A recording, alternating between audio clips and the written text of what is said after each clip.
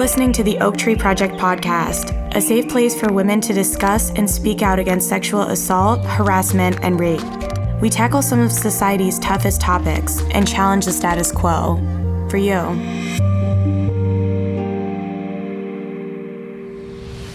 Welcome back, guys. This episode, we are going to talk about short-term action and long-term healing, how they work together in conjunction. I have a couple guests here with me today. First, I have Clarissa. If you want to introduce yourself. My name's Clarissa McMorrow. I'm a direct service advocate with the Rape Crisis Center of Medina in Summit County. And then Esther. My name's Esther Miller, and I'm an outpatient therapist at the Nord Center, which is in Lorain County. People might be tuning in and just thinking there was a sexual assault, there was a rape, there was this uncomfortable sexual harassment that I can't stop thinking about and I don't know what to do. And that is completely normal. You're not supposed to know what to do at this point. There are a plethora of options to help you decide what next steps may be right for you. First, talking about the short-term action and I guess being in crisis. And really we should break down the word crisis probably right from the get-go here. I think crisis is definitely kind of that scary word. But really all a crisis means is that maybe you're feeling overwhelmed or you just feel like you don't know what to do or where to turn. Your typical coping mechanisms, are not working for this situation. You maybe need someone to talk to. Maybe you're feeling afraid or just, like I said, overwhelmed and maybe you need some support. Yeah, for sure. I think we often have that concept that someone in crisis is someone who's just wandering the streets looking lost, right? But it can look like you might be fine in your life, but internally, if you're feeling scattered, then yeah, that's a good sign. Right. And so, yeah, you could be living your day-to-day life and everything's looking normal and you're getting home and just feeling so much weight or so much anxiety or you can't get certain things off of your heart. And so what can you do? And so really one of the very first options that we can talk about would be helplines. Helplines are there, most of them 24/7. There is the National Rape Crisis Helpline that we can talk about. They're free resources. And Clarissa, if you can start to talk about what you would call a helpline for, what they can help with. Sure.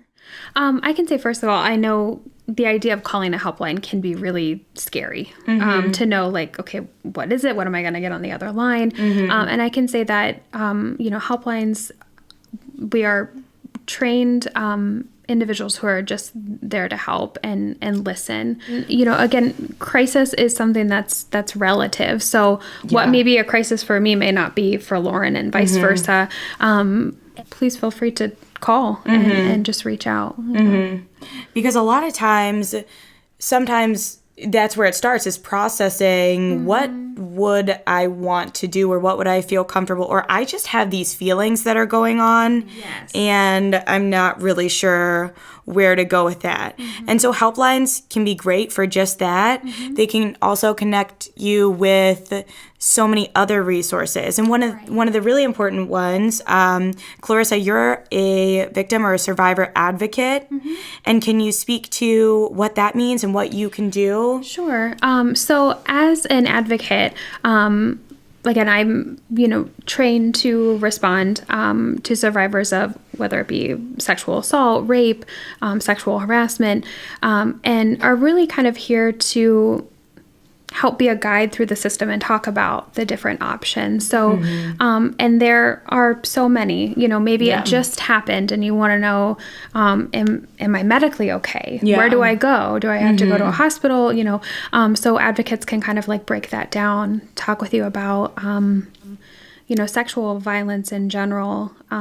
We always talk about is about, the person who's perpetrating that. It's about power and control. So sometimes you feel, maybe after something like this happened, you kind of feel powerless. So as an advocate, we're here to, help you give that power, help you to take that power back in whatever way that looks like for you, because everyone's healing journey is different. What I love about that, Clarissa, is that like you as the advocate can help people navigate what's next, right? So I know I'm just thinking about how like when we're sick, we often Google like different symptoms and can get overwhelmed with like what doctor we should immediately see. WebMD's like you're dying. What do I do? Right, sorry. Yeah. But I love that, you can help say like, what's in your actual area and kind of you can help people talk through that over the phone, right? Which is really neat. And that no one has to actually make that decision when they first call you. They can have time to think about stuff. Yeah. And another thing about most services, wherever you are, helplines are typically anonymous or confidential. So you don't even have to give your name or anything. You can just call and talk with somebody. Yeah, that's important. Absolutely. And just to reiterate some other important points, these are local services that they can connect you with, and these are all free. Yes. An advocate can meet you at the hospital. The hospital could call an advocate for you if you show up at the hospital.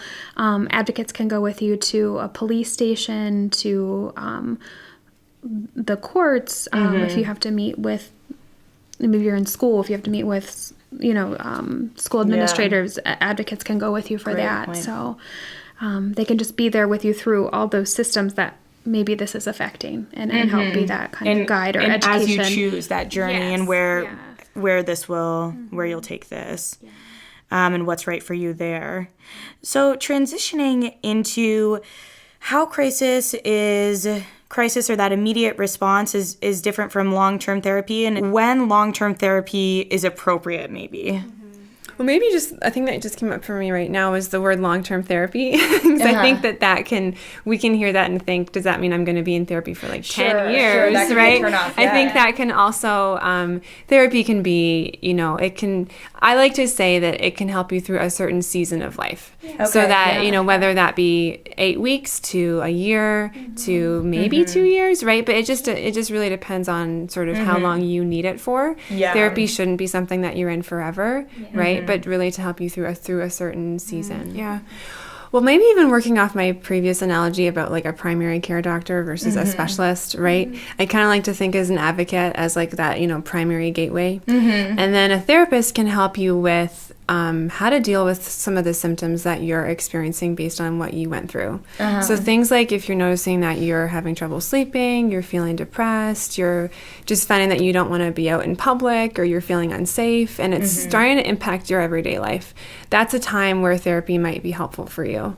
And I think we all have different perception as to what therapy is, right? And some of them are kind of funny based on TV and everything. And so I think it's important just to kind of like talk about that a little bit too. There's lots of different styles of therapy. So I think that I would always say to someone that just try and find someone that you feel comfortable with, right? Okay. The first therapist that you see may not be the right fit, fit for you, but that doesn't mean that therapy is not the right fit for you. Yeah. And it's okay to like shop around, until you find that person you really connect with. Yeah, for sure.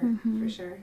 And so if you can speak to maybe who therapy is appropriate for, because I think there's a big stigma on like, well, I'm not crazy, I'm not gonna go to therapy, and it's obviously not like that. I think that is a hard question to answer, because I think in some ways I would almost say everyone, right? Because I think we all have things that we can process through talking.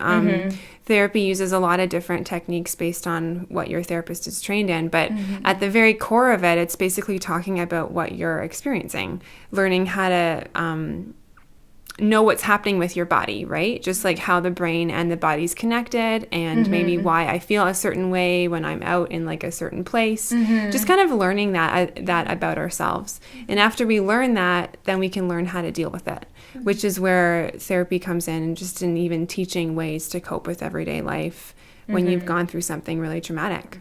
And talking about the fluidity of this, I mean, I'll speak personally. I went to therapy, and I'm going through and I'm doing my homework, and it brought up these emotions for me. And so I'm right back calling a helpline. I'm feeling like I'm right back in crisis. I mean, and can you speak to that's normal, right, Clarissa? Absolutely. It's very normal. So maybe it's, 2:00 in the morning and you're having trouble sleeping and you just need someone to talk to process through that. And that's, again, where helplines can come in, or advocates. And I can say, too, as advocates, we're not licensed, therapists. So we can't provide therapy, but we can be that extra emotional support. And a lot of times we can work in conjunction with a therapist. So, if you do go into crisis at any time, we can just kind of work as a team. Yeah.